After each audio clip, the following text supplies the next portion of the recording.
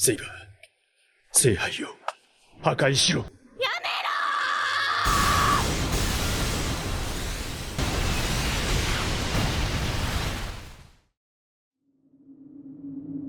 네 번째 성배 전쟁이 끝나고 다시 여기. 모든 것이 끝나버린 감란 언덕 위. 치명상을 입고 만신창이가 된 자신의 모습과 언덕을 가득 채운 수많은 시체들. 세이버는 성배를 얻지 못하고 다시 이곳으로 돌아왔습니다.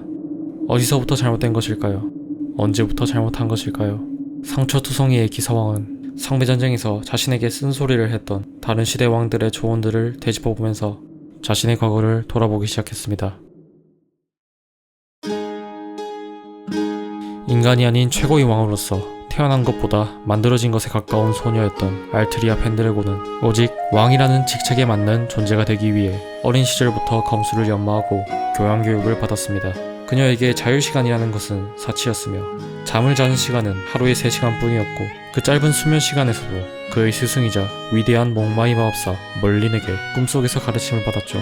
그리고 마침내 멀린이 왕의 증거라고 선언한 바위에 꽂힌 선정의 검 칼리번을 앞에 두고 그 자격을 증명해낼 순간이 찾아왔을 때 옆에 서 있던 멀리는 그 검을 뽑고 왕의 삶을 선택한다면 더 이상 인간이 아니게 될 것이며 그 삶의 끝에는 주변의 인간들에게 원망을 받아 비참한 죽음을 맞이할 것이라는 불길한 예언을 말해줍니다. 하지만 그녀는 마을에서 성장하며 봤던 사람들의 행복한 웃음을 지키는 왕의 역할은 분명 잘못된 일이 아닐 것이라는 신념을 가지고 있었기에 자신에게 고독한 파멸이 기다리고 있더라도 설령 자신의 인간성을 모조리 없애버리는 한이 있더라도 왕이 되어 백성들과 자신의 나라 브리튼에 헌신하겠다는 결단을 내리고 선정의 검을 뽑아들었습니다. 그리고 그 검의 저주로 15살에 몸의 성장이 멈춘 알트리아는 그날부터 남장을 하고 의붓 오빠 케이와 스승 멀린과 함께 전국을 돌아다니며 수많은 모험담을 남기고 명성을 떨치면서 세력을 키워나갔습니다. 그렇게 수많은 기사들과 추종자들이 그녀를 따르며 성장해 가던 알트리아 세력은 어느새 약속된 승리의 검과 전륜하는 승리의 검 그리고 세상의 끝에서 빛나는 창을 가지고 브리튼에 있어서 위협적인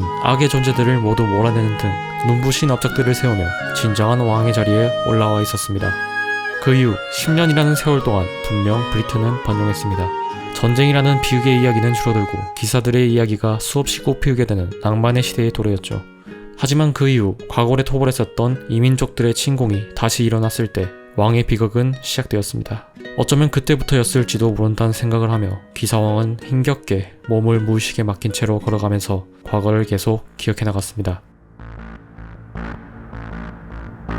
이민족들의 군단은 승리를 장담하기 힘든 상당히 강한 적수였습니다. 이들에게 패배한다면 모든 브리튼의 백성들에게 고통이 찾아올 것이라는 가능성이 적지 않은 미래를 걱정한 알테리아는 브리튼을 지키기 위해 철저하고 완벽한 왕으로서 수단과 방법을 가리지 않고 최소한의 피해로 최대의 적들을 섬멸하는 전략을 선택했습니다. 유용한 거점에 위치해 있었던 작은 마을의 사람들을 전쟁의 물자 보급을 위해서 무차별적으로 징발시킨 다음 그 인력으로 군사력을 뒷받침하는 노동력을 충족시키고 이 냉혹한 지시를 기사도 정신으로 거부한 기사들을 전쟁의 미끼로 써먹는 방법까지 쓰면서 브리튼은 결국 이민족들과의 11번의 전투 끝에 압도적인 승리를 거두었고 나라를 성공적으로 지켜냈습니다. 하지만 이 과정에서 대를 위해 소를 희생시켜버린 알트리아의 방식은 신하들과 기사들에게 두려움과 반감이 커지게 되는 계기가 되었습니다.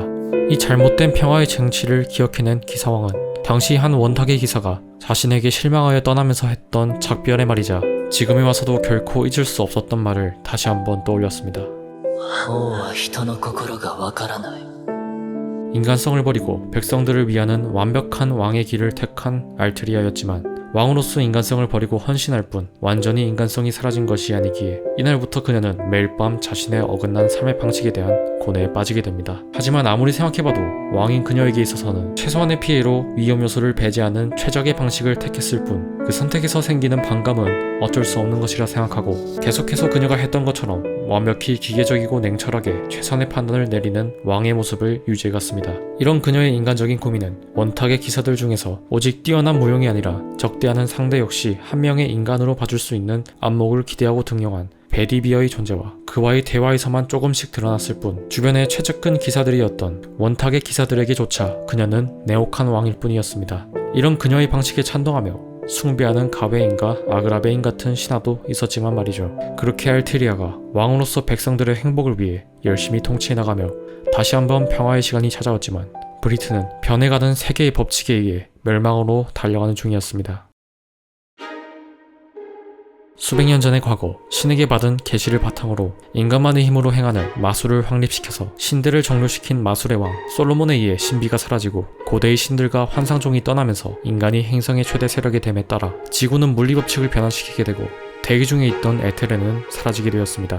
이 신대의 종료 사건은 아서왕이 살던 시대에서 500년도 더 전에 일어난 이야기였지만 브리튼의 지형적인 위치가 행성에서 꽤 특별했기 때문에 신대의 공기와 신비가 어느 정도 남아있었고 500년이 지난 지금에서야 그 변화가 급격하게 찾아온 것이었습니다. 대지가 점점 척박해지면서 제대로 된 농경지는 사라져갔고 그렇게 굶어 죽는 백성들은 점점 늘어나게 되었습니다. 알트리아는 이 사태를 해결하고자 신대의 신비를 대체할 수 있는 기적의 성배를 얻어오라는 칙령을 내립니다. 이에 수많은 기사들이 성배 탐색에 나섰지만 성배를 찾는 데 성공한 자는 오직 갤러이드 뿐이었고 갤러이드는 그가 욕심이 없는 무결무역의 기사여서인지 아니면 아서왕이 성배를 사용했을 경우에 일어날 미래를 내다본 것인지 성배의 어떠한 소원도 빌지 않고 함께 승천해버렸습니다. 그렇기에 왕의 성배 탐색은 실패했고 결과적으로 그 과정에서 뛰어난 원탁의 기사 갤러이드와 퍼시발의 목숨만 잃은 꼴이 되었죠. 이렇게 점점 대책 없이 피폐해져가는 그녀의 왕국에 다른 대책을 마련할 새도 없이 나라의 근간을 뒤흔들게 되는 시작점이 된 한 사건이 일어났습니다. 원탁의 기사 중 한 명이자 왕의 충직한 비서관 아그라베인이 랜슬롯과 여왕 기네비어의 불륜을 다른 기사들이 지켜보는 앞에서 폭로해버린 것이죠. 하지만 알트리아는 기네비어를 여자인 자신이 충족시킬 수 없는 부분에 대해 미안한 감정을 가지고 있었기 때문에 오히려 안심하면서 랜슬롯을 용서하는 넓은 아량을 보여주었습니다. 그러나 한 명의 기사가 왕의 배우자인 왕비와 불륜을 저지른 것은 왕이 용서하는 것과는 상관없이 그냥 넘어갈 수 없는 굉장히 심각한 사안이었기에 아그라베인은 계속해서 랜슬롯을 규탄하였고 당시 고발의 현장에 있었던 기네비어에게도 애당초 당신은 이 나라의 왕비에 어울리지도 않는 천박한 여자다 라고 말하며 왕실의 위신을 떨어뜨린 그녀를 모욕했습니다. 하지만 기네비어를 모욕하는 말에 욱한 랜슬롯은 그 자리에서 우발적으로 아그라베인을 죽여버린 다음 도주해버렸고 상황이 수습할 수 없을 만큼 커져버리자 이제 알트리아는 기네비어를 살리고 싶어도 왕으로서 살릴 수 없는 입장이 되었습니다. 그렇게 오랜 시간 자신을 동경하여 인연을 맺고 그 후에 자신이 여자임을 알고 난 뒤에도 적지 않은 우정을 쌓아간 기네비어의 처형식 날 형이 집행되려는 순간 왕비를 구출하기 위해서 랜슬롯이 난입했고 그곳에 무구를 지니지 않은 채로 무방비하게 입했었던 원탁의 기사이자 가웨인의 동생 가레스는 랜슬롯의 성검 아론다이트에 당하여 죽게 되었습니다.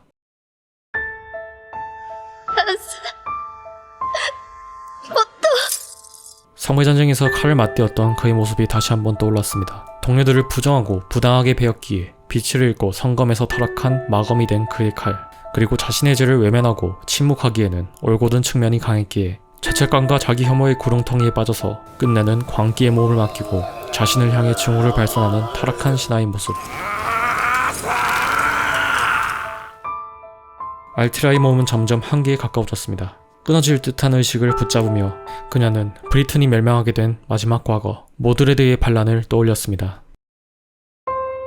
때는 브리튼이 점점 피폐해져가고 이 틈을 노려 소로마의 황제 루키우스가 브리튼을 노릴 때 알트리아는 늘 그래왔던 것처럼 위험 요소를 최소한의 피해로 제거하기 위해 군사들을 이끌고 소로마로 출정을 나갔습니다. 그리고 브리튼을 만만히 보고 노리던 로마에게 막대한 피해를 입히고 조약을 맺는 것에 성공했죠. 분명 이것은 최선의 결과였을 겁니다. 그러나 원정을 마치고 브리튼에 돌아왔을 때 그녀가 마주한 것은 반란을 일으킨 모드레드와 그를 따르는 수많은 신하와 병사들이었습니다. 모드레드는 기사로서 왕에게 반기를 든 것이 아닌 사적인 감정으로 광란의 검을 휘두르면서 로마 원정에서 기사왕이 죽었다는 거짓말을 하고 그 틈을 타 자신이 왕의 자리에 앉은 막 나가던 식의 막장 카리스마를 보여주는 한 명의 야만인에 가까웠지만 기사왕이 죽지 않았다는 진실이 밝혀졌음에도 브리튼의 신하들과 병사들은 악랄하고도 강렬한 카리스마를 가진 모드레드를 지지하며 열광했습니다. 이미 망해가기 일보 직전의 브리튼 땅에서 냉정하고 합리적인 선택을 하는 사람은 이제 알트리아 말고는 아무도 없었던 것이죠. 그렇게 기나긴 원정을 끝마치고 온 알트리아와 그녀의 병사들은 지친 몸을 쉴 새도 없이 감란 언덕에서 최후의 전투를 치르게 됩니다. 막상막하의 병사의 수와 양측 기사들의 무예가 부딪히는 참혹한 전쟁이 펼쳐지던 중 왕의 시선이 닿지 않은 전장의 외곽에서는 랜슬롯이 급하게 달려오고 있었습니다. 모드레드의 반란 소식을 들은 랜슬롯은 비록 파문당한 기사이지만 자신의 죄를 왕에게 참여하고자 전장으로 달려간 것이었습니다. 기사로서의 명예는 실추했을지라도 원탁 최강의 기사인 그에게 있어서 전투력만큼은 여전히 건재했기에 왕에게 자신의 검을 어떻게든 헌신하고자 최후의 전투에 달려온 것이었죠. 하지만 달려가는 그의 앞에 분노로 가득 찬 원탁의 기사 가웨인이 검에서 태양의 광명을 뿜어내며 그의 앞을 막았었습니다.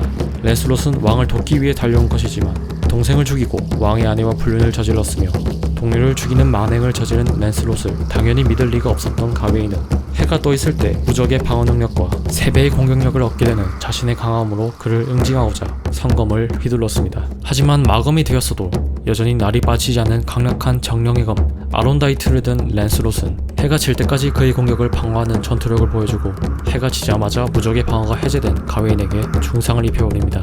하지만 중상을 입혀도 죽기 살기로 그를 막으려 드는 가웨인의 모습에 랜슬롯은 또다시 동료를 죽이면서까지 나아가려 한다면 왕에게 패가 될 것이라 생각하고 속죄하지 못한 무거운 마음을 가진 채로 발걸음을 돌렸습니다. 그리고 이때 중상을 입은 가웨인은 이후에 만난 모드레드에게 단칼에 죽게 됩니다. 수많은 병사들과 기사들이 죽어가는 싸움이 점점 막바지에 접어들며 양쪽 다 공멸에 가까워지는 전장의 한가운데서 반역자 모드레드와 기사왕이 만났습니다. 이제는 누가 이겨도 이미 브리튼은 패망하게 된 상태. 치열한 전투 끝에 모드레드는 기사왕의 성창 롱고미니아드의 몸이 관통당해 죽었고 그가 죽기 직전에 날린 일격에 알트리아 또한 치명상을 입었습니다.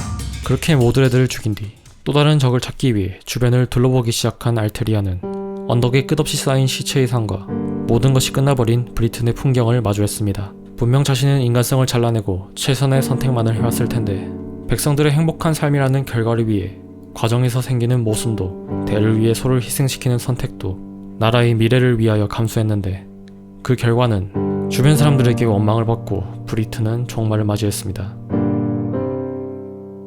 결국 애초에 자신이 왕이 되었으면 안 되었다는 생각을 뼈저리게 느끼면서 왕이 되겠다는 선택을 한 자신의 가장 큰 죄를 기적으로 지워버리기를 소망하게 되었고 죽음의 문턱 앞에서 억지력과 계약하여 명령이 되는 것을 선택하였습니다. 수많은 시대의 성배전쟁의 부름에 응하여 자신이 승리한다면 기적의 성배를 얻어서 브리튼의 왕을 재선정하고 자신이 왕이 되지 않은 역사로 과거를 바꿀 수 있다는 희망을 마음에 새긴 알트리아는 그녀의 영혼을 성배전쟁에 맡겼습니다. 그러나 성배전쟁에서 만난 마스터는 자신에게 말 한마디 썩지 않았고 오직 명주를 통한 3번의 명령만 하였으며 그의 마지막 명령으로 알트리아는 자신의 손으로 눈앞의 성배를 파괴하게 되는 끔찍한 일을 저지르게 되었습니다. 마치 예전에 자신의 모습을 보는 듯한 키리추크의 모습에서 동질감과 연민을 느끼고 묵묵히 서번트로서 적들을 섬멸했지만 이해할 수 없는 명령으로 모든 것이 끝나버렸고 결국 다시 모든 것이 끝나버린 종말의 전장 캄란 언덕으로 돌아오게 된 것입니다. 貴様は進化を救うばかりで導くことをしなかった。 그리고 정보왕의 충고를 떠올리며 왕이 되는 길을 선택한 자신과 성배전쟁에서 패배하여 운명을 바꾸지 못한 자기 자신에 대한 혐오감이 마음속에서 다시 한번 강하게 피어오르면서 알트리아는 절규에 가까운 목소리로 끊임없이 참여했습니다. 그러나 그 목소리가 닿을 사람은 이제 아무도 없었죠. 그렇게 모든 과거를 떠올린 채 쓰러진 알트리아는 제발 자신에게 한 번만 더 기회가 주어지기를 소망하며 꿈에 빠지듯이 두 눈을 감고 의식을 잃었습니다. 助けてもらったからには簡単には死ねない。こんなところで意味もなく平気で人を殺すお前みたいなやつに。7人目のサーバントだ。とあなたが私のマスターか。